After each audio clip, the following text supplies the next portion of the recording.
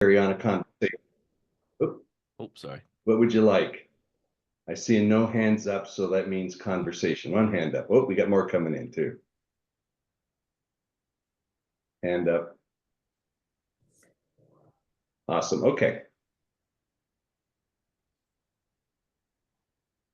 Let's let folks, we got a couple popping in here. Oh, I'm share screen is disabled, so that may be an issue. Try that again. Awesome. So I'm going to do this pretty quick. The presentation part pretty quick. Just hold on, sorry. Let me get it in presentation mode, and then we'll go to Q&A afterwards.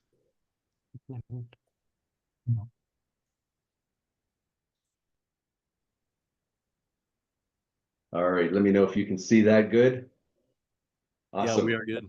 Okay, so what she asked me to pick a topic, so I picked the topic of passive to active investing is not so easy.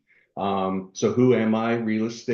Passive real estate investor turned active, successful business entrepreneur, 47 years in the attractions and entertainment industry, last 20 with iFly indoor skydiving. I'm deeply passionate about real estate investing. I have made a personal goal for 1,000 people to reach financial independence through real estate investing. This is a list of my 20 passive investments that I've made so far in syndications. 8 of them have gone full cycle. I've done everything from triple my money in 20 months to lose my money. So I'm at all sides of the spectrum and experience. Want to talk a little bit, Kimberly mentioned massive actions. So to make sure that you talk about doing things. So last year I conducted 48 educational webinars. I've posted over 700 times on social media. I created 54 videos on my YouTube channel. I have 800 members in my Facebook group. I've been an active presenter in 25 deal webinars, been a guest on 35 podcasts, presented an additional 25 webinars, engaged in over 1,000 one-on-one phone calls with investors. So I want to talk a little bit about switching from passive investing to active is not so easy. So my very first deal here on the left, I spent 6 months of my life. It was my first time I'd switched to active. We could not get the deal closed, and I lost $75,000 hard. So I went from, wow, this is an amazing deal. I'm going to be amazing. I only raised $375,000 and I had to give it back. Then I got on a second deal. That was right when the lending market changed and we got out of that deal. So I had 375, 250,000 of that followed me to my second opportunity. And then I managed finally to think, okay, man, you're syndicated. This is really tough. Look at all the different hats you have to wear if you're going to be a syndicator, acquisitions, underwriting, all of these different hats. Super, super stressful if you're not part of a team. So I managed to get my first deal in Columbia, South Carolina. Only 180,000 of that 250 followed me to this deal. Then I did 75 doors in San Antonio, and I've closed 52 doors in Round Rock, Texas, which is a suburb of Austin. And then I joined up with Massive Capital last year, and I managed to get on 8 deals as a general partner. So you can see the list of the deals here. So I want to talk a little bit about the struggles. When you're by yourself, how many people have signed up for a mentoring program and they said, call brokers and establish a relationship? And how many brokers are like in a relationship with you? They're not, right? They're sending their deals to people that are closing deals, to people that can actually take the deals down. It's super, super stressful. How do I really learn underwriting? Okay, there's the basics of underwriting, but there's the real, like, do you understand your market? They tell you to go pick a market. And somebody in California says, well, I'm going to pick Columbus, Ohio, but you really don't know Columbus, Ohio. So you need to have people that are either boots on the ground or are very familiar with an underwriting to make sure that you get it right. Okay, all of a sudden, man, I got a deal accepted. Have you ever seen a little dog chase a car? What in the world if they ever caught the car? That's what happened when you get your first deal, right? The first one I lost all that money on. We got this deal. And I was part of a more experienced team, but it was like, what in the world am I going to do now? There's all these moving pieces. So my head's exploding. I've got to do all this due diligence. If I mess up due diligence, my whole plan could be messed up, right? Because if something goes wrong, I don't know if I can close the deal. Am I going to lose my money? So you've got this risk. Well, I can't afford to lose that 75,000 again, but I don't want to accept a bad plan and put my investors' money at risk. So it's super, super challenging. Capital raising. How many people find capital raising hard? I'm going to tell you my deep, dark secret. The first time I did capital raising, I am not a techie guy. I cut and paste 180 emails with I cut and pasted out of Excel for the address, cut and pasted out of Word for the copy, personalize it. Then I had no CRM system to track. Well, did Hunter answer my email? I don't know. I got to go back if I had no way to track anything. So having a powerful CRM system. Hold on. Anybody raised capital and somebody who was, I'm in, they ghost you. They don't call you back. You're like, oh no, what am I going to do? So if you have a team, you can say, well, could I get you on a call with this person? Could I get you in a call with that person? Even someone else calling. Because again, a lot of times we're hunting in our own silos, and somebody new calling them may make a connection with that investor to be able to make an investment. Okay, I'm closing. How many people have had a smooth closing where nothing went wrong, right? We've got a few people that nothing went wrong. Isn't it nice to have a team where somebody's dealing with the lender, somebody's dealing with the property manager, somebody's dealing with this? So it's super, super important. Now I got a deal. Remember, all the syndicator groups told you, you get a deal, you hire a property manager company, and you sit on the beach drinking pina coladas, and the checks roll in.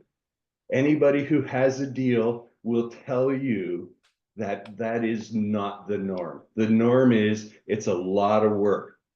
And you thought asset management was going to do everything. And the power of having somebody on the ground with the boots, the power of having a team looking at things and asking questions and making things happen, helping with the marketing, helping with the rent audits, helping with everything is super important. So again, I talk a little bit. I joined up with Massive Capital, and I'm super happy that I'm a part of a team. So since joining Massive Capital, as I mentioned, I've been on 8 deals. I've raised 3.5 million. It's actually 5.5 million. I should have updated my slide now because I raised a few more dollars after this. And again, partnered with Massive Capital, and coaching, mentoring has changed my life. So that was kind of a very quick overview of who I am. It's a super, I call it the Reader's Digest version of who I am. And I think the best thing to do here is just Q&A. And this is not all about me. So I would like to hear what you're finding, what your struggles are. Where do you need help? Because if these networking events don't find you your partner, I'm not saying I'm your partner. I'm not saying Massive Capital is your partner. My good friend Paul just joined here. He could be your partner. You need to find a partner, and you need somebody to help you on your journey. That is the key to being successful on the active side of real estate investing. Any questions? I'll ask, what part do you love the absolute most in your experience? So it was very interesting. I managed to create my own title. So my title is Vice President Investor Engagement. And what I love the most is engaging. So engaging is not asking people to invest, giving them the opportunity to change their financial trajectory of their life and their family. So I love connecting with people. I love coming to events like this. I love talking to people. I mean, I go to Best Ever and try to take the most selfies of anybody there. It's just kind of a mission, but I don't want to just take a quick selfie and move on. That's why I like to do these things. I like to connect with people and make a genuine one-on-one connection with them. So that is what I love the most. And capital raising is hard work, but when you actually can see someone finally starting to get their checks, starting to make a difference on their financial life, how many people have had someone do their first passive investment? How scared are they? They're terrified. And I was terrified. I was absolutely terrified. You mean I'm going to send $100,000 to somebody I met 6 weeks ago? And boy, I was terrified. So I love helping people through that fear and getting over it so that they can get to the next level. Because again, our whole system does not teach anybody the power of real estate investing, the whole, school system, anything. Can you tell us the first thing you did when you went from being a passive investor to active? What's the very first thing you ever did for that? Yeah, so was look for a team, but I've really struggled to find a team, right? Because so many people in a team were kind of out for themselves. What could you do for the team? And it was just until I finally, again, I joined up with Massive Capital last year and talk a little bit about them, but I've known them for a long time. In fact, my first two passive investments were with one of the principals of Massive Capital. So it was super struggling. So I would tell people, I would get on webinars like this, and everybody wanted to invest in Texas because it's hot, right? I live in Austin. I'll go on a broker tour. Okay, I did 100 broker tours of properties in 18 months and never got on a deal. I mean, I drove to Lubbock, I drove to San Antonio, I drove to Houston, I drove to Corpus Christi. It was super frustrating finding it. And that's why so much of my talk is that it's so hard until you find your team, your tribe, your place, and another team with complementary skill sets. It's super challenging. Trevor, go ahead, Nick. Thank you. So you said on your first deal, your first passive investment, you lost 75,000. My first active investment. So what it was I joined another team's deal. Is one of those ones where I can help out. They had no boots on the ground, so they had the deal under contract. It was a big one too. It was 25 million, 240 doors. 3 months in, we were struggling to close and we needed to do an extension. And the group all said, hey, we've all put at risk money. We got nothing left. And I put $75,000 hard to extend the contract, and then we couldn't close, so I lost it. So I went from, I was going to earn a $75,000 acquisition fee. That was my portion of the deal. And I got a little bit more of the deal for putting at risk money, right? All the checks and balances of how much you're going to get on a deal. But again, didn't help because it didn't work. And so it took us 6 months. What that was, it was a loan assumption, and we needed third-party pref equity behind it, and the lender would never approve it. Lenders do not like money. They don't like anybody's second position behind them on an agency type loan. I see. Hey, Veronica. Hi. So my question is, how long did it take for you to find your team, and what advice would you give newcomers about, finding partners? I'm new here. I just completed my fast track in February, so I'm in the process of, looking for a team. So we just wanted to get to know, get some advice from you. Yeah, so I think the most important thing is try to get on an experienced team. And that's super hard because they may not need you, right? Yeah. And so a lot of people look at more, okay, well, I want to help you with acquisitions. Well, I live in California and I'm looking at deals in Cleveland. How helpful? Our broker's really calling me. So you have to find what you're good at, right? So I found what I'm good at is connecting with people and creating a community. So I found a group that wanted to create a community.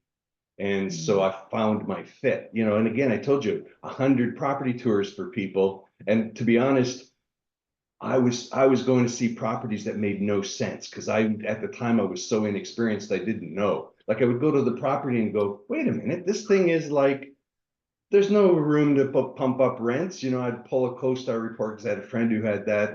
And so then I started getting smart, but I'd drive to a property and see this thing is maximized, cashed out. There's no more, and it was so finding that was super. And then finding a group that can close is super powerful because it's, then again, you get, being able to say, okay, now, I mean, I was a general partner on 3 deals, took me 18 months. And in 12 months, I got 8 more by joining another team. Well, thank you. Thank you so much. And then keep doing events like this, find somebody, finding everything. And definitely ignorance hurt me, and so desperate to get on a deal hurt me. I mean, I was going to see properties for people that really didn't know what they were doing too, because again, I was desperate to get on a deal. How many people in this room are desperate? to get on a deal, right? It's like, I really want to get on a deal. I really want to get on a deal. So I would tell anybody, hey, listen, I'll go do a property tour for you. Because again, I also thought that would help me with my broker relationships. And it did. But the problem was Texas was so hot. I was still a nobody. They were still sending the good deals to the somebodies. Now they send me stuff, right? Because I connected with a lot of them. It's tougher to sell. We just closed on a deal in San Antonio and it got sent to me first of our team because I managed to close 75 doors across the street. So they start sending, they start knowing, okay, this person closed a deal. They're with a team that can close a deal. By the way, 2 folks could not close that deal and lost earnest money. Oh. That's a bummer. Yeah. Oh. But it's super hard, Mhm. but it's worth it. It's absolutely worth it, right?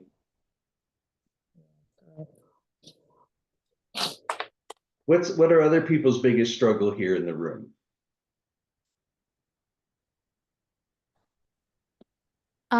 I'll be honest. I feel like doing some follow-ups, like I for some reason I always feel like I'm bothering the person that I'm trying to like get information from or something. So yeah. Yeah. Yeah, I did that once, I was trying to raise money and I was getting ghosted like crazy. And so I did an email that said, it's okay to tell me no, just please tell me where you stand. And that one got a lot of response, right? Please, it's okay to tell me no. And actually some people emailed me back and I got on calls with them and I said, this is okay. You've worked so hard to earn this $50,000 or $100,000. You want to feel good about where you put it. And I would say 30% of those people changed their mind and invested, and another 30% invested in my next deal because I didn't put that pressure on them. And that's hard to do, super hard to do because you've made a commitment, right? My first deal, even though I raised 380, I committed to raise 500,000 and I raised 380 and 75 of that was mine. It was, it's super challenging. So you feel this pressure to get things done. And I do believe that we are coming into the biggest buying opportunity. I really believe that we're coming into a big buying opportunity. And the people that are going to be able to get the buying opportunities are the folks that are currently already doing deals. Again, that's why I'm so bullish with our group. We've done a lot of deals. Our deal flow, we underwrote 600 deals last year, made 60 offers and got 6 of them, just to give you an idea of the amount of energy it really takes.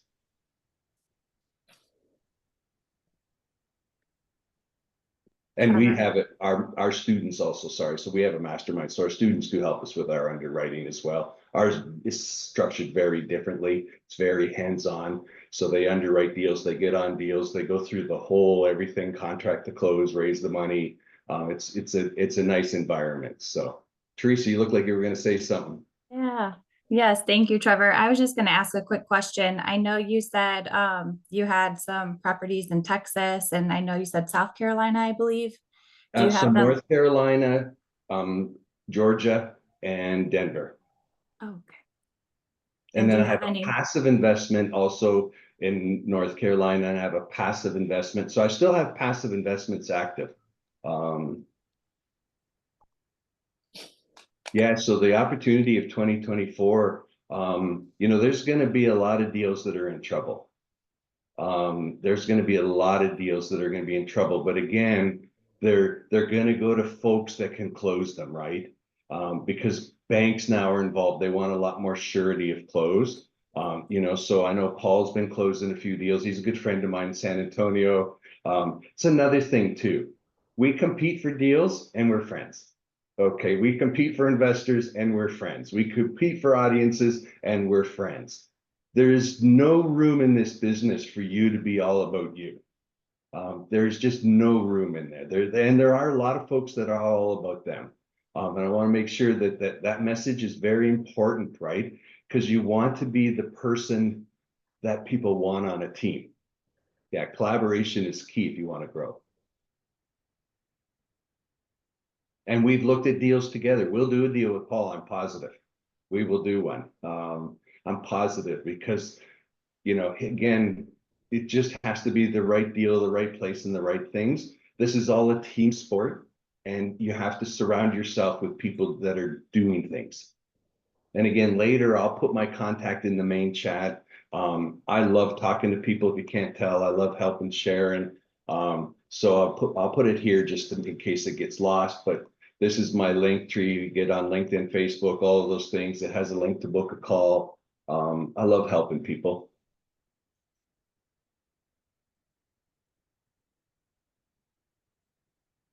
And right now is a scary time.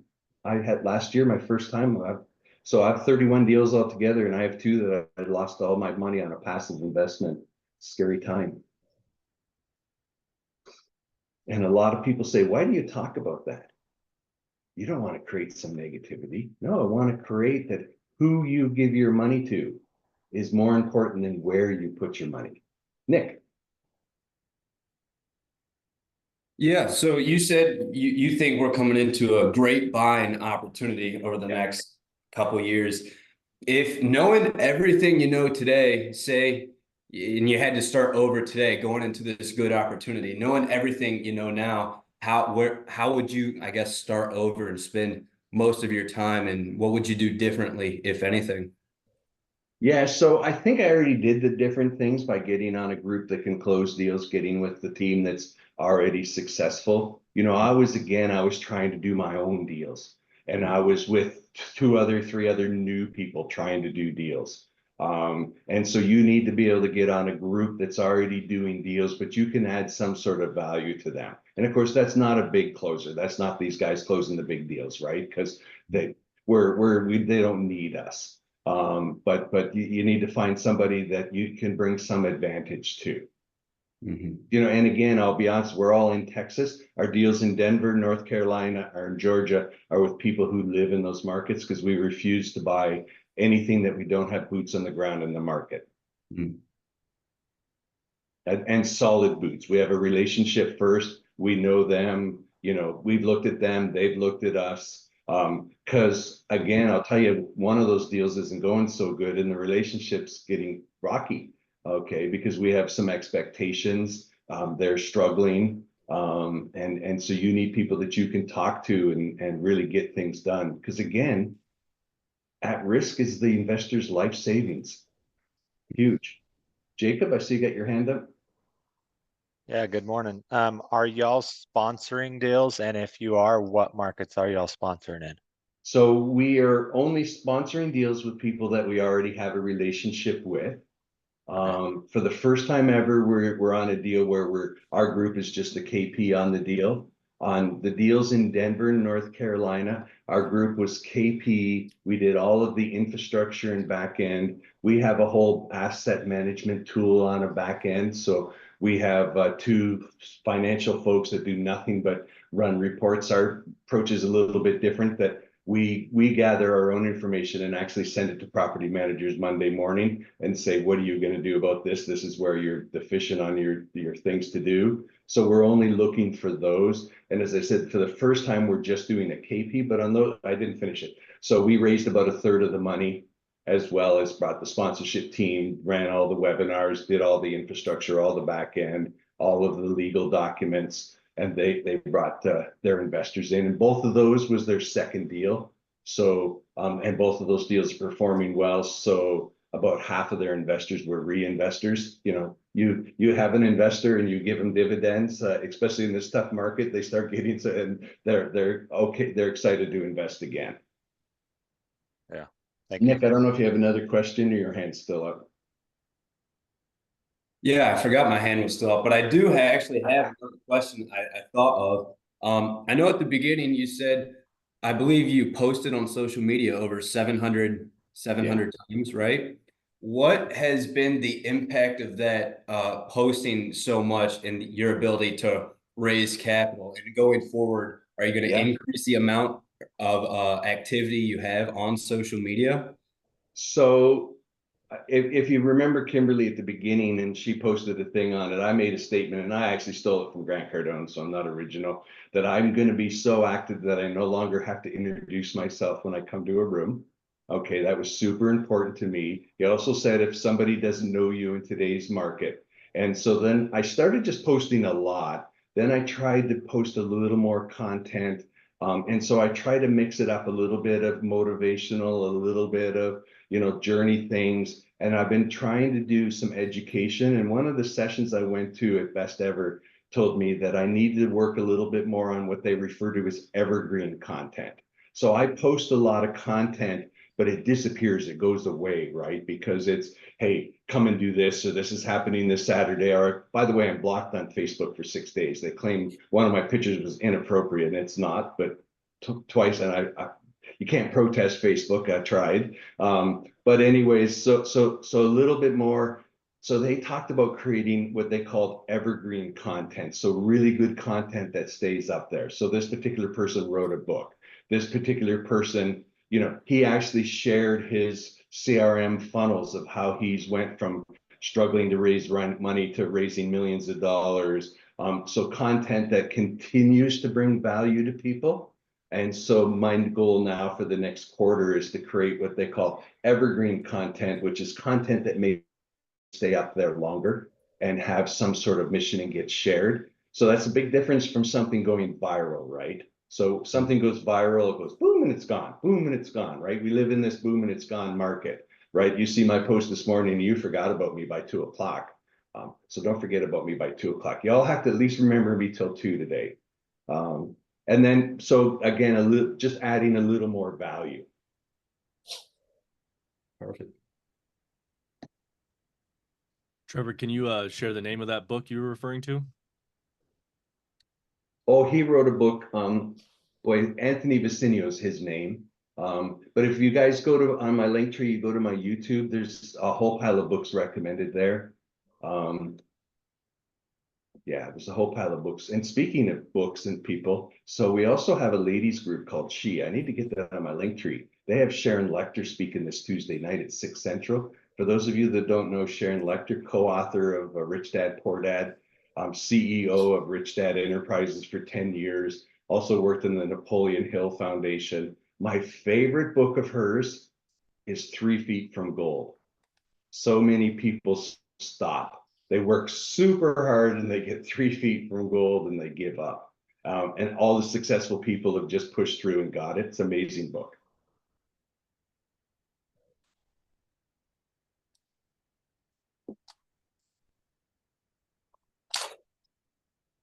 Yeah, and doing things to bring, so if once you get on my social media too, you'll see me showing up at a She event in a wig. I look pretty good. Everybody said I was a good looking woman. Nobody's saying I'm a good looking man. So I don't know if it's to be offended or what, but they all said I was a good looking woman. So,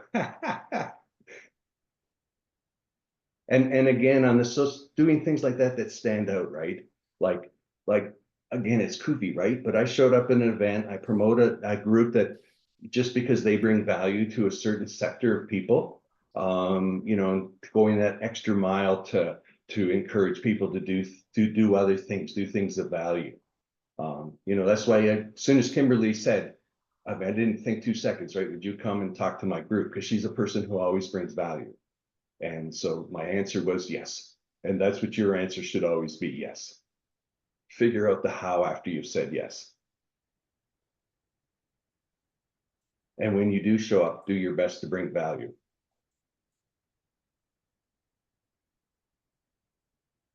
Any other questions?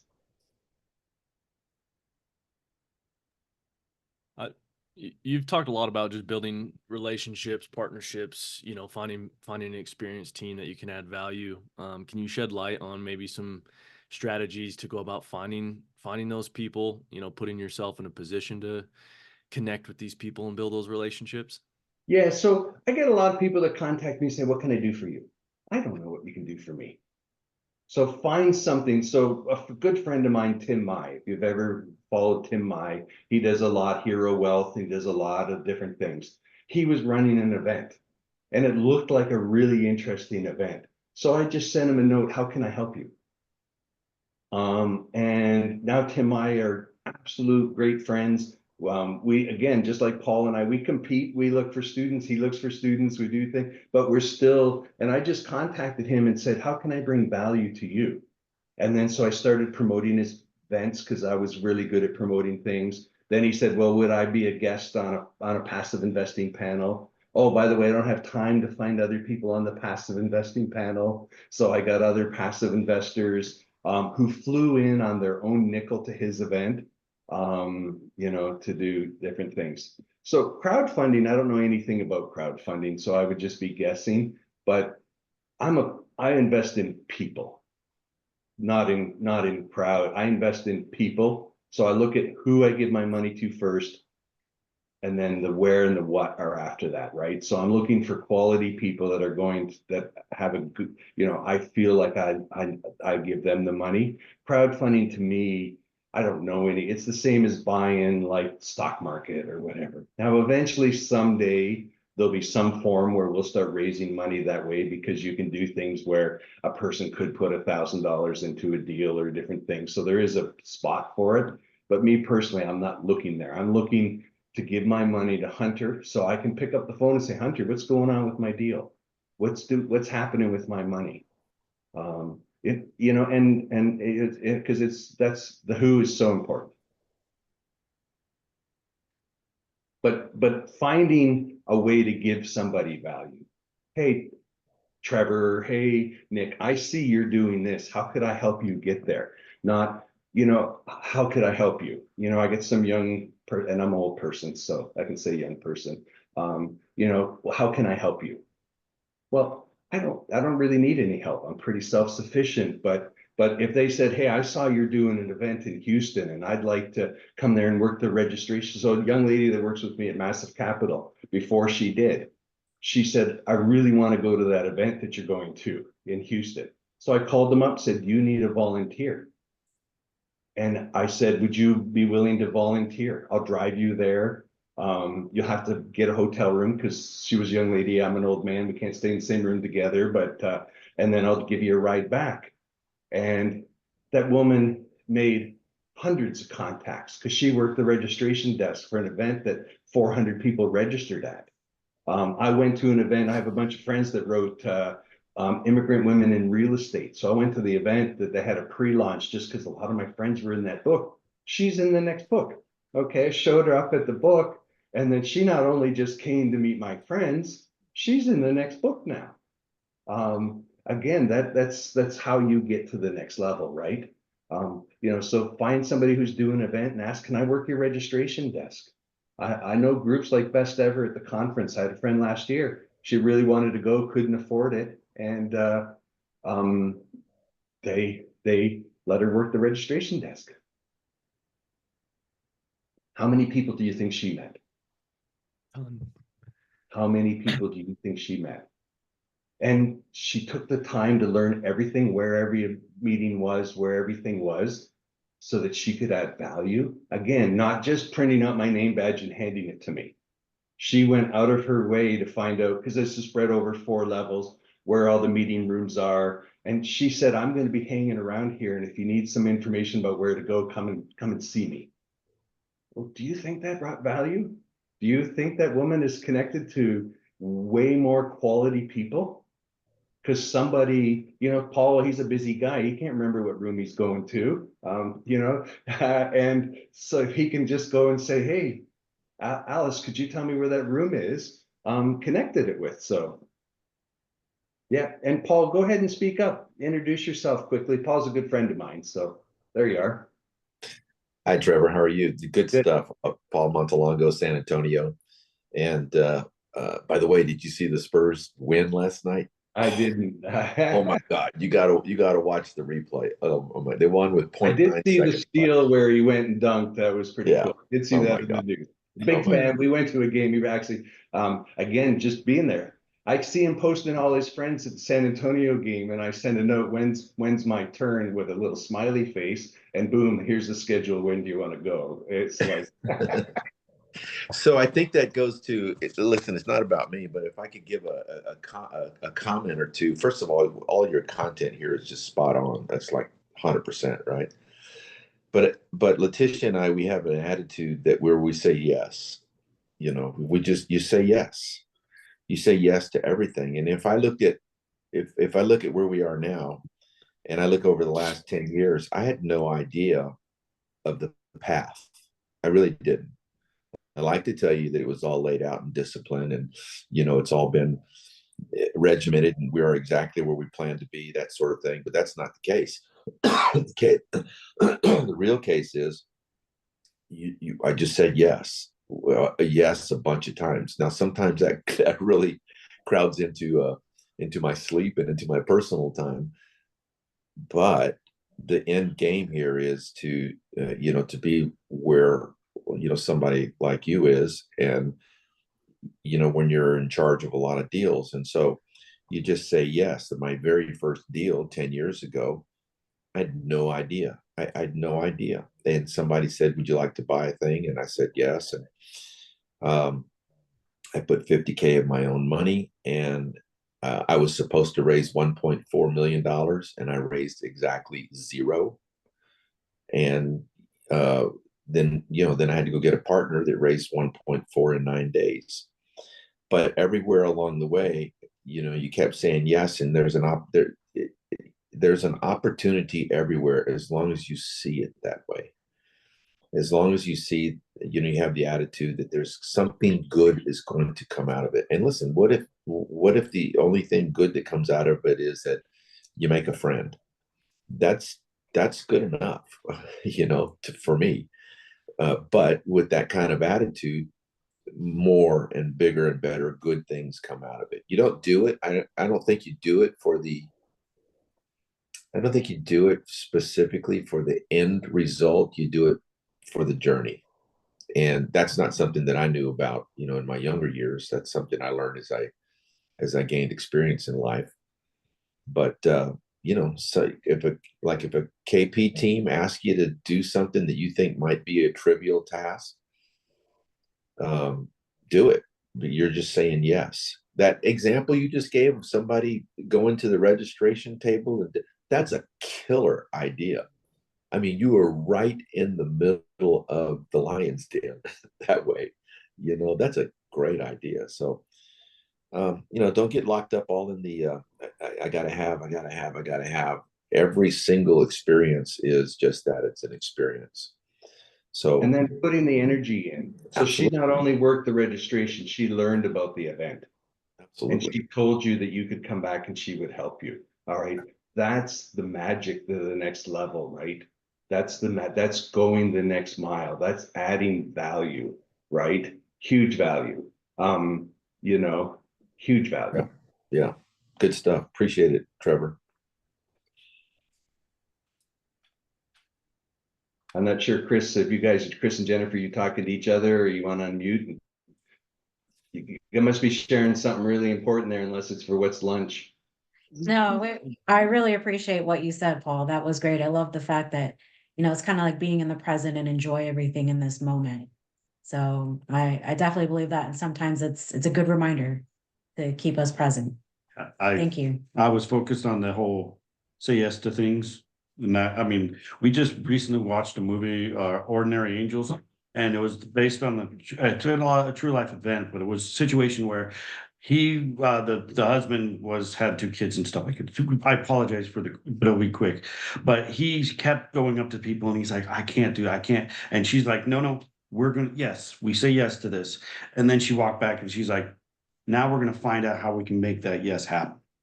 And I was like, all right, that works. And that's exactly what you guys were explaining. We just watched the movie in exactly that context. Yeah. Where she's like, no, we say yes to this. Now we got to figure out how we're going to pull those strings, how we're going to make those things happen.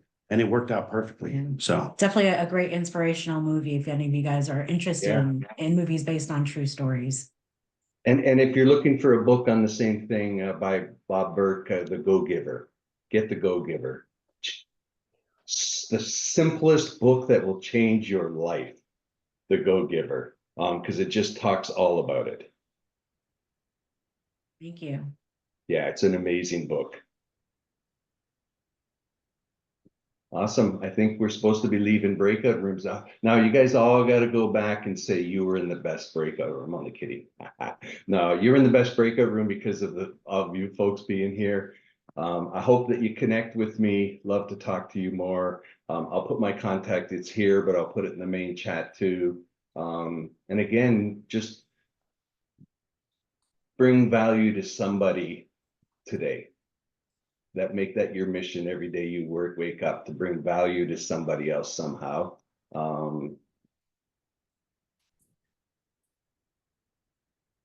If you're talking, Paul, we can't hear you. You're muted.